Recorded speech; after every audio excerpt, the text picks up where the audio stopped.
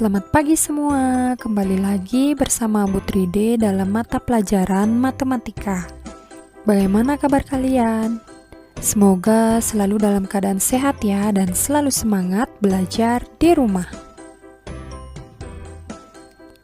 Nah, pada hari ini kita akan melanjutkan materi sebelumnya yaitu tentang pengukuran berat. Hari ini kita akan belajar tentang pengukuran panjang.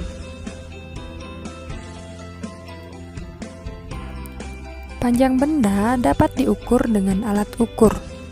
Adapun alat ukur yang dapat kita gunakan yaitu salah satunya adalah penggaris.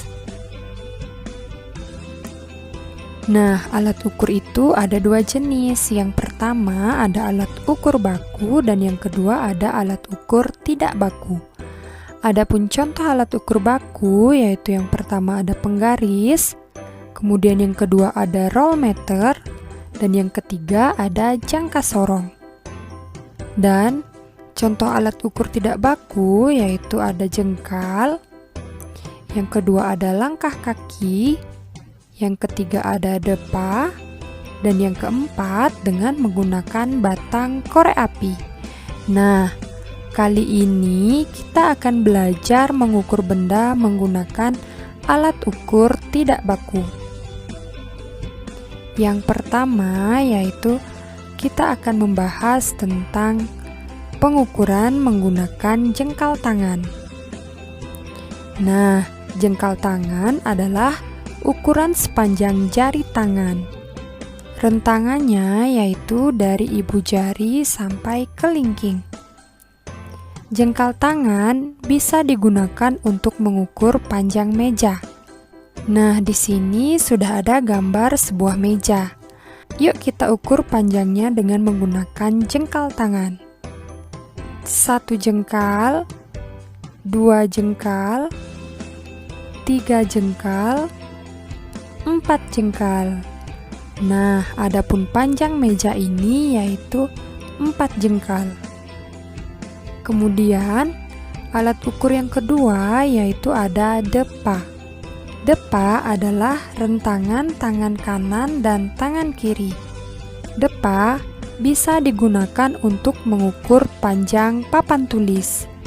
Nah, di sini sudah ada gambar papan tulis. Kira-kira panjangnya berapa depa ya? Yuk kita hitung bersama-sama. Mulai dari 1 depa, 2 depa, 3 depa. Nah, panjang papan tulis ini yaitu 3 depa.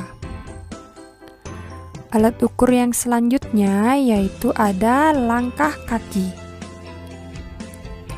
Langkah adalah jarak antara dua kaki ketika berjalan. Langkah bisa digunakan untuk mengukur jarak antara rumah dengan pohon.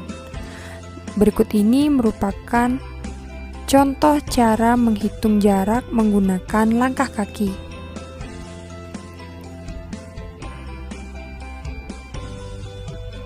Nah, sekarang kita akan mengukur jarak dari pohon ke rumah dengan menggunakan langkah kaki. Mulai dari langkah kaki yang pertama, kemudian 2 langkah, 3 langkah, 4 langkah, 5 langkah, 6 langkah. Nah, jadi jarak dari pohon ke rumah adalah 6 langkah. Pengukuran yang selanjutnya yaitu dengan menggunakan batang korek api. Batang korek api bisa digunakan untuk mengukur suatu benda. Nah, contohnya di sini kita akan mengukur sebuah lemari. Kira-kira panjang lemari berapa korek api ya? Yuk kita hitung bersama-sama. Mulai dari batang 1, batang 2, batang 3, dan batang 4.